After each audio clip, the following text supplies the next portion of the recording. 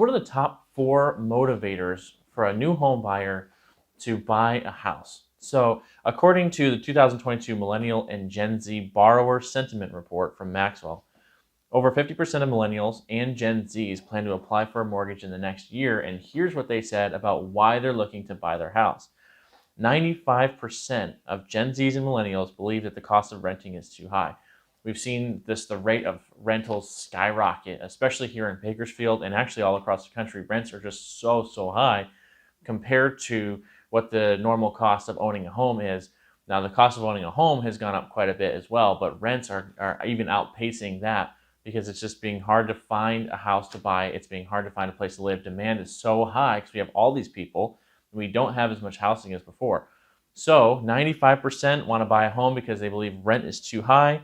Only 35%, which is kind of crazy, 35% believe that it's a good wealth building tool, which is actually alarmingly low because owning real estate is actually one of the best ways to build long-term wealth for not only for you as a home buyer, but also for your entire family. It's actually one of the best ways to pass on wealth, even just from someone owning a single family home. Because if you take a regular house and you pay it off over the 30-year span and it's all completely paid off, and then when it's appreciated now for 30 plus years or more.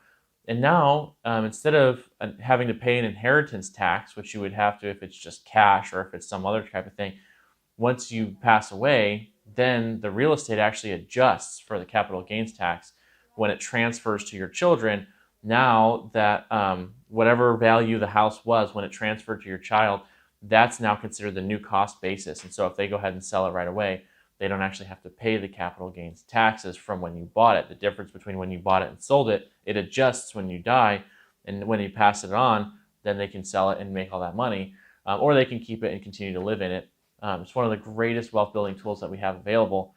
16% seek the sense of security of owning a physical home. 37% plan to use it as an investment property, which is actually kind of strange. 37% plan to use it as an investment property.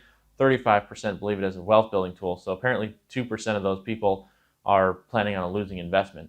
But it just shows you kind of where the market is for these home buyers. They're sick and tired of paying so much in such high rents. They want to get something that they can get into a home. And it's very true. You can lock in a 30-year loan or 15-year loan, whatever you're going to do. You can lock in that payment for 30 years. What's rent going to be in 30 years? Right now, you can easily pay $2,000 to $3,000 for a single-family home rental. What's that going to be in 30 years? $5,000, $6,000 a month?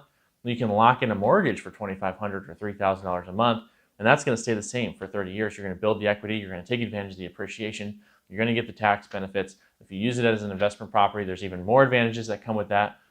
Real estate is such a good way, such a good investment to buy. One of the most secure investments that has proven itself with a great track record for decades. If you're looking to buy a home, give us a call. We'd love to talk to you and help you find that great investment for you.